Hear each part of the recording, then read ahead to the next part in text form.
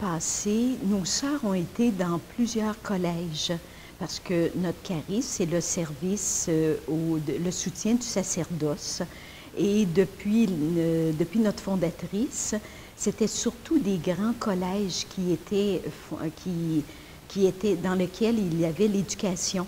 Alors nos sœurs, nous, comme la Sainte Famille, nous avons été dans les collèges pour faire, s'occuper des cuisines, toutes les tâches domestiques. Mais nos sœurs ont été aussi pour les séminaristes, les scolastiques, les élèves aussi, des jeunes étudiants, une présence un peu maternelle pour tous ces jeunes-là qui recevaient l'éducation. Et en même temps, pour les prêtres, c'était un soutien non seulement matériel dans les travaux, mais aussi spirituel et la présence. Donc, on a été dans des très gros collèges. Même certains auraient dû fermer leurs portes si les petites sœurs de la Sainte Famille n'avaient pas été en raison de l'aide qu'on apportait pour ces collèges-là. Alors, c'est comme ça que ça a fait des médecins, il y a eu plusieurs prêtres qui sont sortis de ces collèges-là, mais aussi des médecins, des avocats, tous les gens qui étaient instruits à cause de la présence des petites sœurs de la Sainte Famille.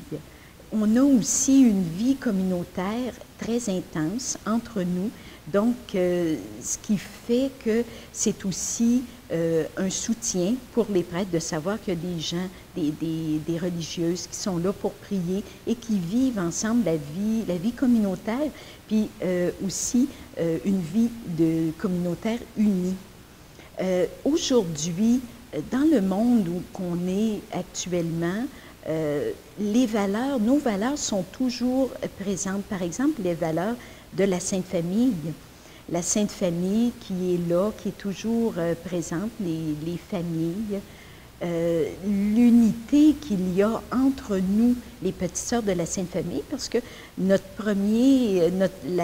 vertu principale de notre communauté, c'est la charité. Et la charité, on la vit ensemble. Ma sœur, c'est mon premier prochain. Alors, ce qui fait que ça fait une belle ambiance. Et ça, les gens ont besoin de ça aujourd'hui, les jeunes, de savoir que l'amour, l'unité existe encore chez des personnes. Il y a aussi notre implication, le service qui est, comme on l'a vu, le charisme de notre communauté, Jésus serviteur.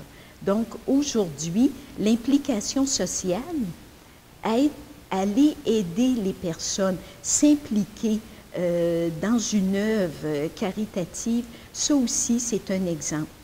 Et il y a aussi une autre valeur que l'on vit, c'est celle, et qui peut sembler paradoxale, mais que les gens ont besoin, le silence. Toute notre vie, notre travail, nos prières, notre vie communautaire est alimentée par une vie spirituelle et qui découle du silence. Et ça, c'est pas présent dans le monde d'aujourd'hui, mais ça ne veut pas dire que les gens n'en ont pas besoin. Ils n'ont pas besoin de spiritualité. Une autre valeur qui serait importante aujourd'hui, c'est celle de la fidélité. On a des sœurs qui ont été fidèles jusqu'à 75 ans de vie religieuse et qu'elles ont toujours été heureuses dans leur vie religieuse, leur vie communautaire. Et elles ont encore, même si elles sont à l'infirmerie, elles ont leur mission. Elles ont la mission d'offrir leur vie, leur prière pour telle mission ou ce qui se passe dans le monde.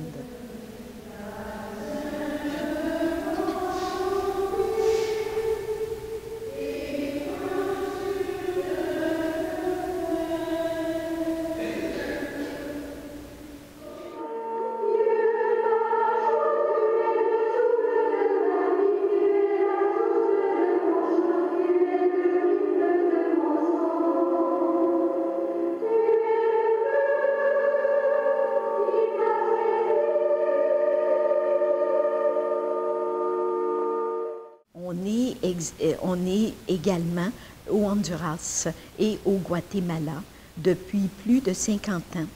les religieuses avaient été formées. Et là, ils ont un noviciat et elles ont des entrées à chaque année. Puis, elles sont environ une soixantaine. Puis, ils ont une maison de formation et tout ça. Et ils font le même œuvre. C'est ce qui est beau dans une communauté, c'est qu'on retrouve, moi j'ai été au Honduras, aller visiter mes compagnes, mais même si elles n'ont pas la même langue, même si elles n'ont pas la même mentalité, évidemment, on est pareil. On retrouve la même vie communautaire, dans la même simplicité, avec la même joie que nous, on vit ici.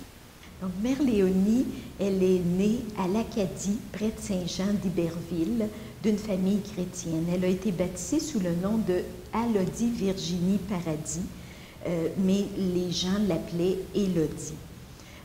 Très tôt, elle était déjà animée par l'amour de Dieu et aussi la vie de prière.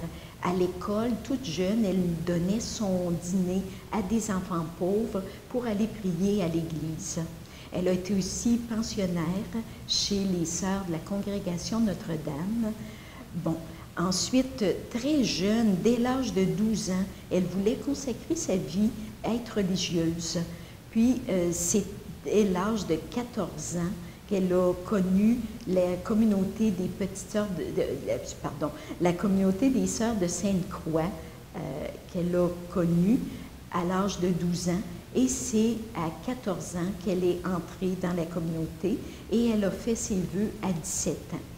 Bien qu'elle ait une santé fragile, elle voulait consacrer sa vie au Seigneur comme étant religieuse. Mais elle, c'était le service des prêtres, le soutien des prêtres qui l'attirait.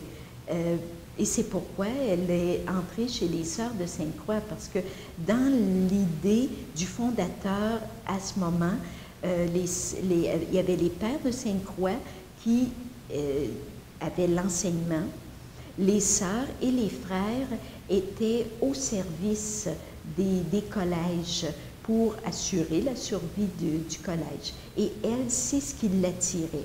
Le noviciat des Sœurs de Sainte-Croix se faisait en Indiana, aux États-Unis. Donc, les jeunes devaient aller à Montréal, dans un collège, pour travailler et pour payer leur transport jusqu'en Indiana et faire le noviciat. Donc, il y en avait plusieurs qui se décourageaient dans leur vocation. Monseigneur Fabre lui a répondu, « Mais ma sœur, pourquoi vous ne fonderiez pas une communauté? » À ce moment-là, elle a dit, c'est une bonne idée, et elle en a parlé au père Camille Lefebvre. Le père Lefebvre, qui devait aller à un chapitre des Pères de Sainte-Croix, a exposé au chapitre ce problème, et ils ont décidé de fonder une nouvelle communauté de sœurs qui serait distincte de la communauté des Sœurs de Sainte-Croix. Alors, à son retour, il a informé Mère Léonie et la fondation de la communauté des Petites Sœurs de la Sainte Famille. Et la date de fondation officielle est le 31 mai 1880. À sa mort, en 1912, il y avait déjà 600 religieuses. Et ils se sont installés à côté du séminaire, en face de la cathédrale. Ça a été notre maison mère. À son décès, en 1912, le 3 mai, elle venait, c'était un premier vendredi du mois, elle venait d'ouvrir 2 maisons, c'est-à-dire d'envoyer des sœurs dans 2 maisons, dont l'Oratoire Saint-Joseph, et elle est décédée subitement à 6 heures le soir.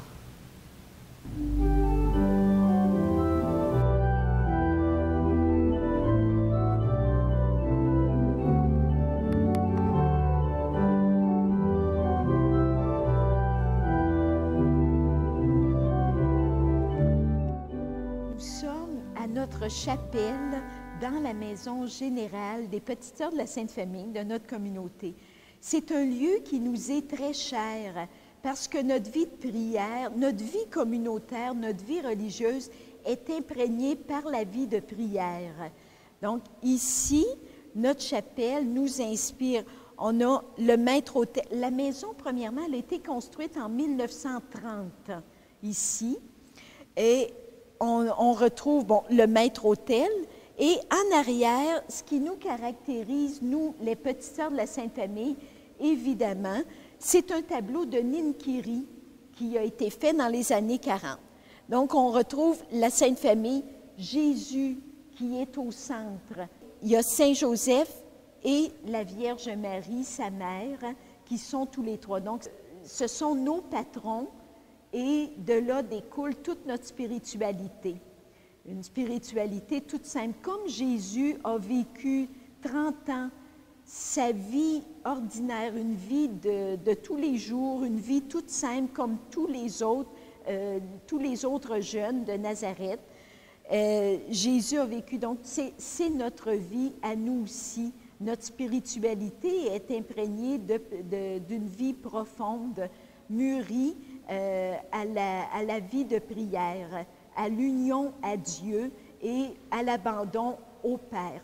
Sur le tableau, on voit aussi la Trinité, on voit le Père éternel, l'image, et le Saint-Esprit qui envoie un rayon sur Jésus. Le charisme que les petites sœurs de la Sainte Famille, c'est d'incarner le visage de Jésus serviteur, venu faire en tout la volonté du Père.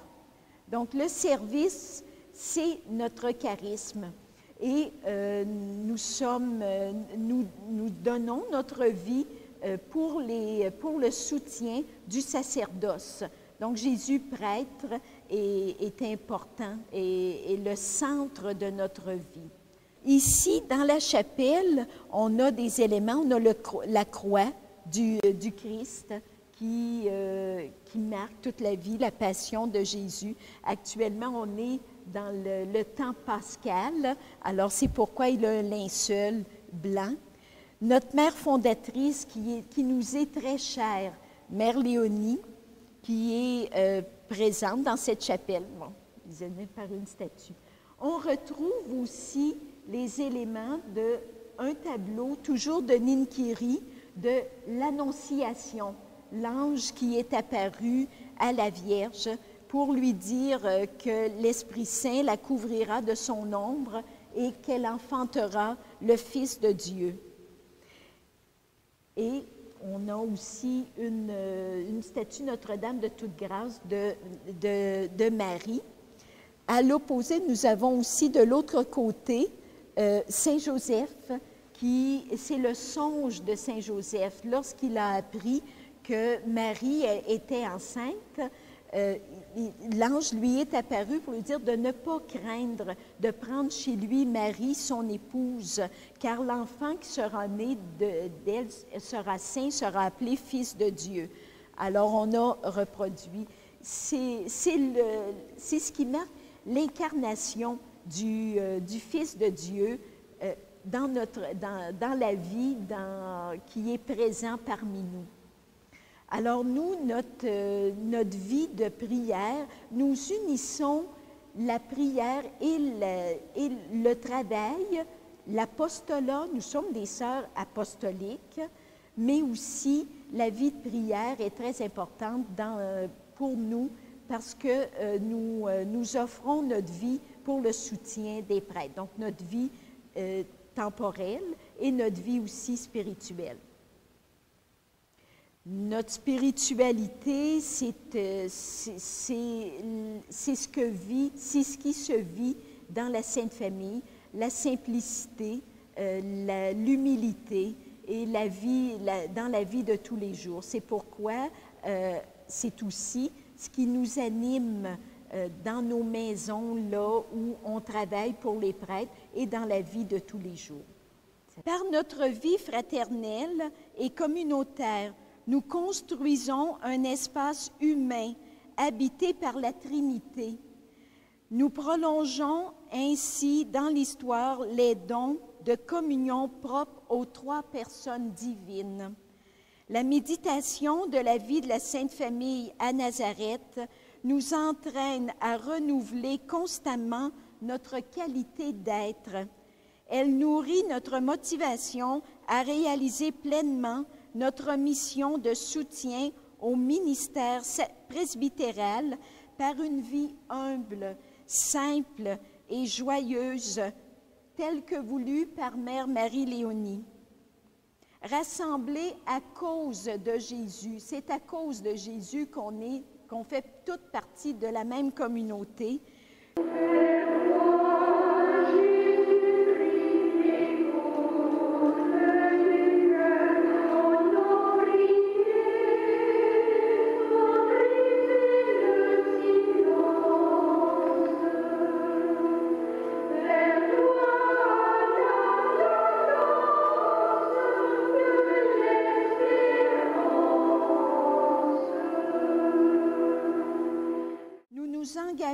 Communautairement dans un même projet de vie en cultivant une intimité profonde avec le Christ.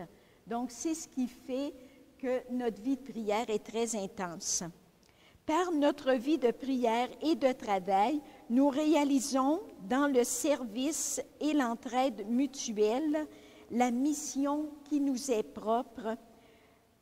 Nous partageons joie, peine, détente et bien matériel dans un climat de confiance et d'accueil de l'autre. Au nom du Père et du Fils et du Saint-Esprit, Amen.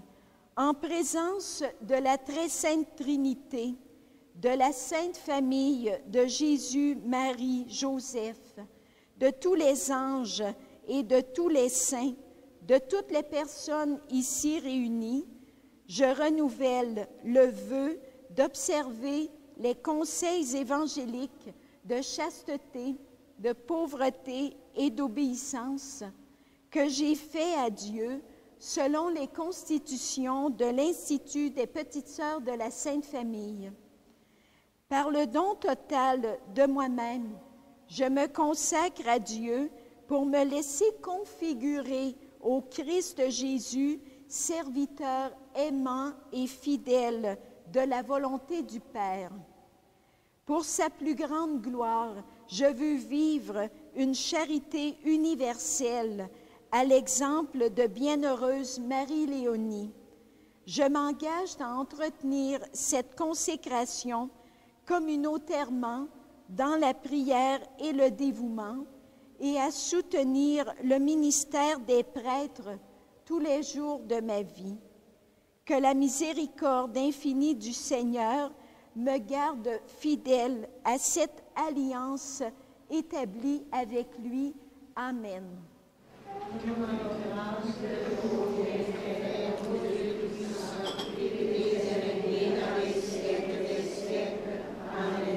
Reine du ciel, réjouis-toi, alléluia. Car le Seigneur que tu as vérité porté, alléluia. Elle est ressuscitée comme il l'a dit, alléluia. Et Dieu pour nous, alléluia. Réjouis-toi, Vierge Marie, alléluia. Car le Seigneur est vraiment ressuscité, alléluia. Prions. Dieu qui par la résurrection de ton Fils, notre Seigneur Jésus-Christ, a fait briller la joie dans le monde, daigne par l'intercession de la Vierge Marie, sa mère, nous conduire au